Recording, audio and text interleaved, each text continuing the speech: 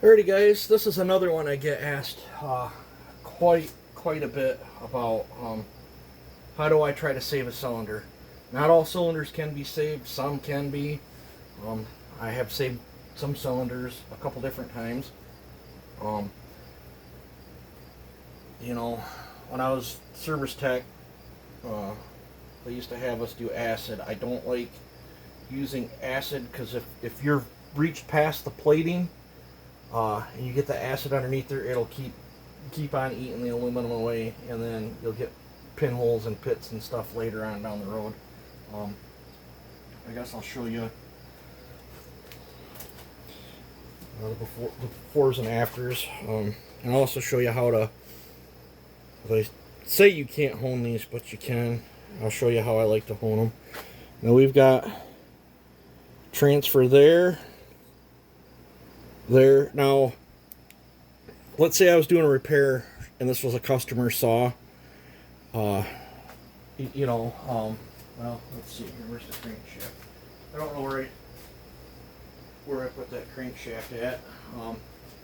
But let's say the customer's saw was bad and the crank went bad and it beat the top of the cylinder and the piston and all that stuff up. I would first recommend a new cylinder, but I would also say, hey, I can try to save it, and be their judgment call if they want to pay you for the time. And then I would be like, get a hold of Ryan at Wolf Creek Saw Shop, say I referred you in, and if it's something you can't get OEM parts for, I'd be like, get all the parts from Ryan. But let's say you're a hobbyist and you want to. You're broke and you don't want to buy a brand new cylinder. Most people would say this is junk. Well, if it's already junk, I can't hurt it. But you still want to attack it wisely, just in case you can save it. Let's start getting this other paper off. A fresh piece of 80. I guess first I'll plug my tool in.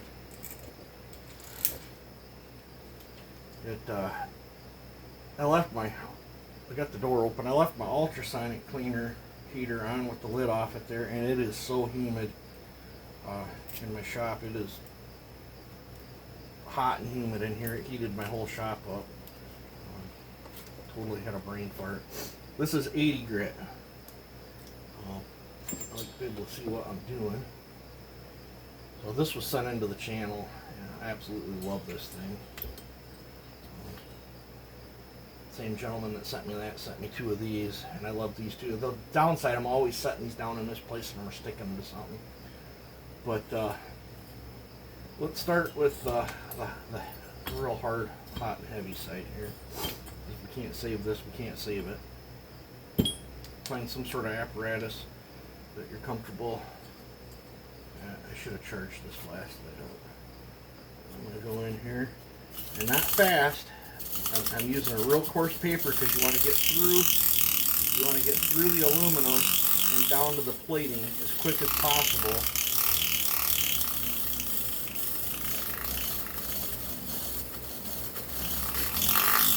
And you don't want to. There's a big scratch there that I did not see before. But I can't fix that scratch. But we'll go ahead and the cylinder's toast. But I'll go ahead and show you how to save it. And we could probably, I don't know, maybe we'll make this. I can save it good enough. Maybe we'll make it run on a clone or something. Okay, I felt my paper go dull. So rip off a fresh piece. Oh, probably a little too hard there.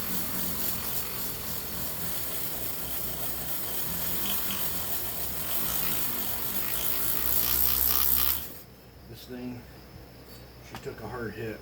Probably won't be able to save it. But who knows?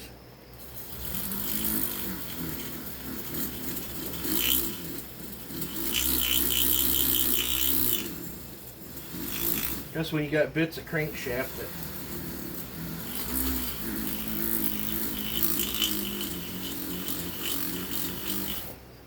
end up going between your piston and the cylinder. It makes the choice up for you. We're battling more than just aluminum transfer here.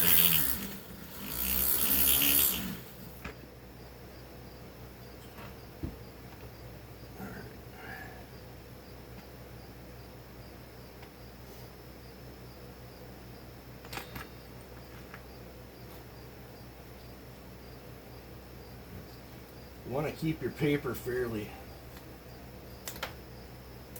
big, you know, circle-wise.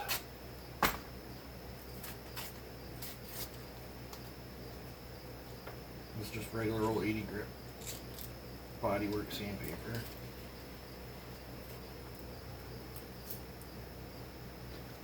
This is the generic Norton Gold stuff.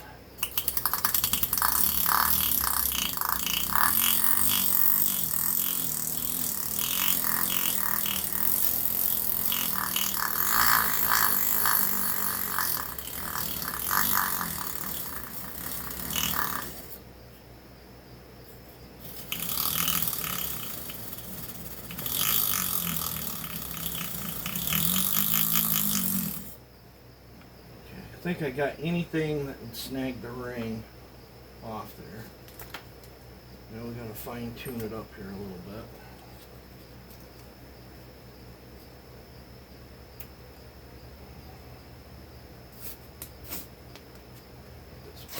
This is 320.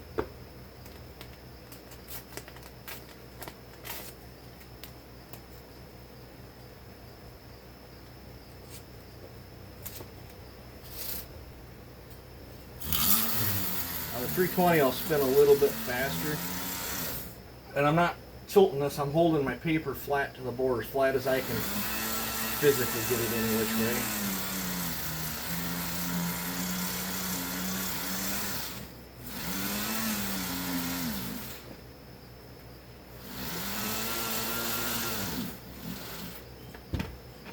Another scratch.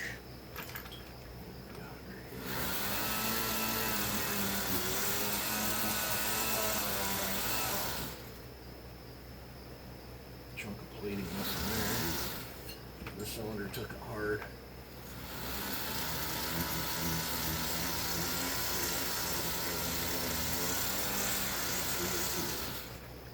Sucks too, it's still got plenty of plating where they like to wear off.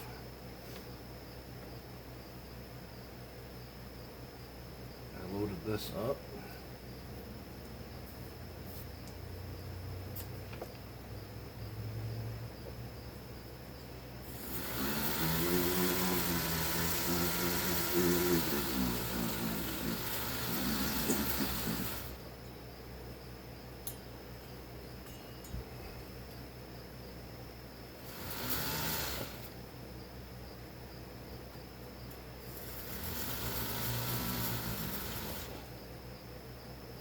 I'm not too sure if there ain't a big old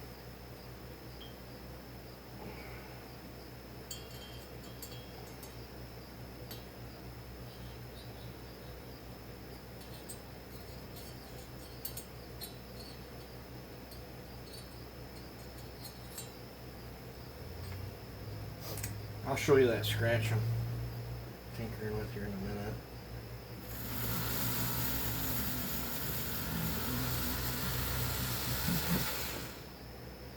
I think that's gonna about cover that. And then let's see. And I'll just take one of these.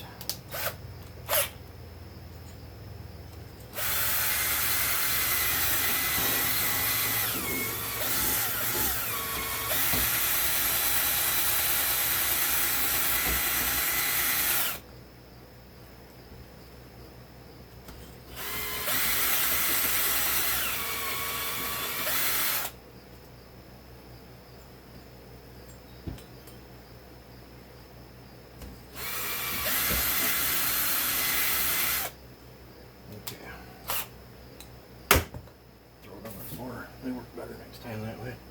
And I will grab a ball home.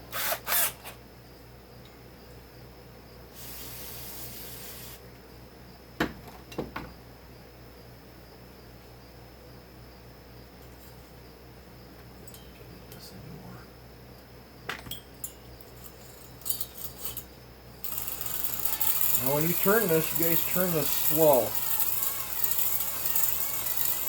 I see way too many people.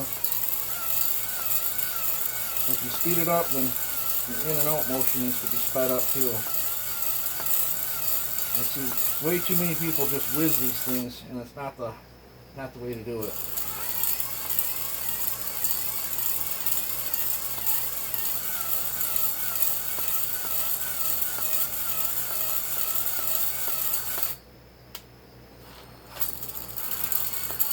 Takes a minute to fold the balls all back the other way. I typically like to do this after I quart it, that way the balls can drop in, clean up the chamfers a little bit. And I got one stuck in there.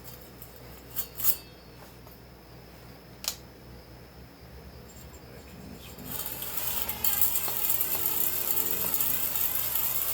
Because if you pull these straight in and out, it leaves marks too.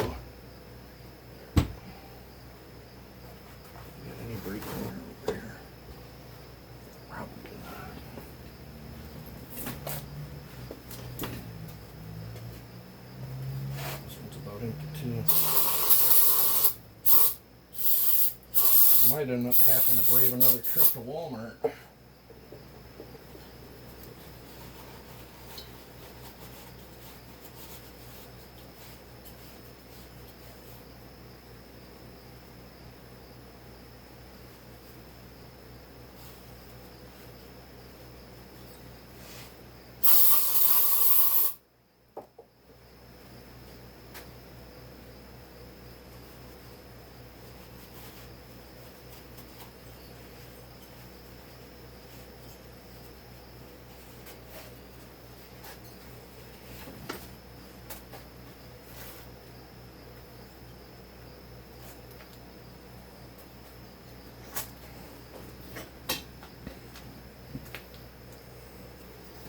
Now,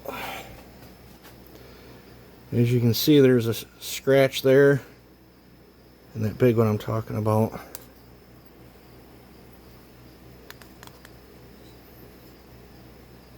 Was right up there, but this is usable. I mean, we're going to lose a little bit of performance on that scratch right there, and this needs the chamber cut now from all the metal parts that got beat up in there, but it is usable. But see how I got the nice hash marks? That's how you get them nice hash marks. I see people just, well, this drill's about dead, but I see people just freaking whiz them things. Same with the stone hones. You could have done that with a straight stone hone too. A straight stone hone wouldn't have fell into the port like it did, but yeah. And then I already cleaned up my other one that had, this one had transfer on this side and this side. I don't know what the heck caused that. Normally it's this side and this side, but I might have got something up the transfers. But then another thing that I typically do, I'm going to shut my compressor off, otherwise it's going to kick on when I do this.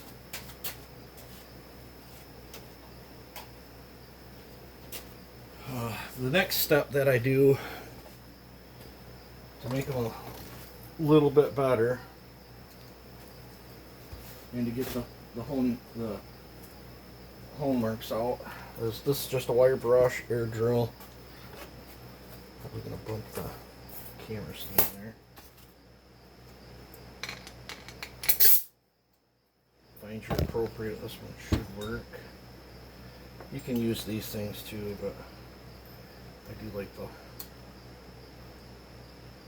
wire brush. fresh side here. Tuck it in there. And these ones will spin fast.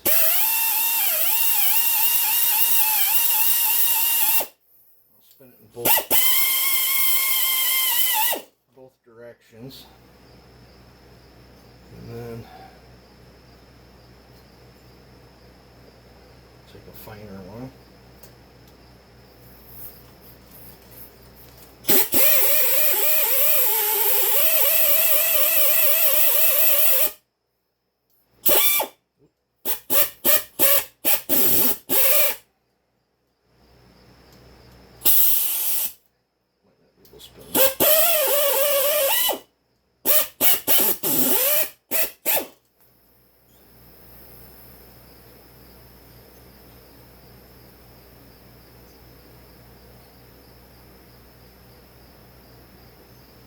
A lot of times that'll get the carbon out too.